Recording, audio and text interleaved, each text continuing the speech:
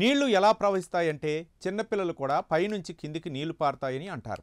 ఇక ఈ మ్యాటర్లో no doubt. ఎందుకంటే ప్రపంచంలో ఎక్కడైనా కానీ నీరు ఎత్తు నుంచి పల్లానికి ప్రవహిస్తాయి. అదే ప్రకృతి నియమం కూడా. అందుకే అంటారు నీరు పల్ల మెరుగు అని. కానీ దీనికి విరుద్ధంగా జరిగితే అంటే నీళ్లు కింద నుంచి పైకి వెళ్తే ఊహించడానికే వండర్గా ఉంది కదా. అయితే ఇలాంటి వండరే ఒక గ్రామంలో జరుగుతూ అంతు చిక్కని మిస్టరీగా మారింది. దీంతో ప్రకృతికి విరుద్ధంగా కింది నుంచి పైకి పారుతున్న నీటిని రోజుకు వేలాది మంది చూడడానికి ఆ గ్రామానికి చేరుకుంటారు. ఆ అద్భుతమైన దృశ్యాన్ని చూసి ఆశ్చర్యపోతుంటారు. మరోవైపు ఈ ప్రకృతి విరుద్ధం వెనుక ఉన్న అసలు కారణం మాత్రం ఎవరికీ తెలియదు. ఇంతకీ ఈ గ్రామం ఎక్కడో లేదు, మన దేశంలోనే ఉంది. మరి ఆ ఉల్టా పానీ కహానీ ఏదో తెలుసుకోవాలనుకుంటే ఈ స్టోరీలోకి ఎంటర్ అవ్వాల్సిందే. ఒకప్పుడు దక్షిణ కోసల అని పిలువబడే నేటి ఛత్తీస్గఢ్లో ఒక విచిత్రమైన ప్రదేశం ఉంది. ఆ రాష్ట్రంలోని సుర్గూజా జిల్లాలో ఉంది.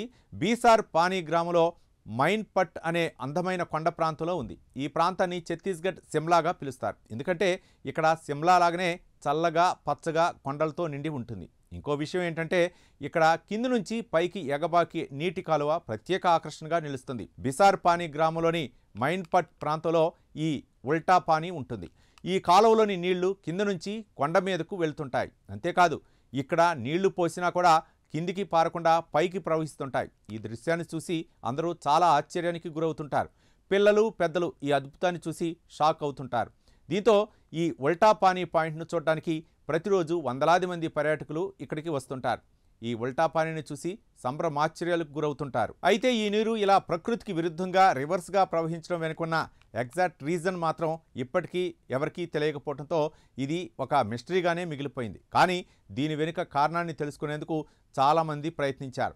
అసలు విషయాన్ని మాత్రం పక్కాగా కనిపెట్టలేకపోయారు. భూమికి ఉన్న గ్రావిటీ కారణంగానే ఈ విధంగా జరుగుతుందని చాలామంది భావిస్తారు. మరోవైపు ఇదో ఆప్టికల్ భ్రమ అని మరికొంతమంది చెప్తుంటారు. కిందికి కనిపించే ప్రదేశం వాస్తవానికి పైకి ఉంటుందని, నీరు కిందికి ప్రవహించినప్పుడు అది పైకి వెళ్తున్నట్లు కనిపిస్తుందని చెప్తుంటారు. ప్రకృతి ఇక్కడ చాలా తెలివైన ట్రిక్ ప్లే చేస్తుందంటారు. అదే సమయంలో నీరు పై ప్రాంతాలకు ప్రవహించడం అనేది ప్రపంచంలో ఎక్కడా లేదంటారు.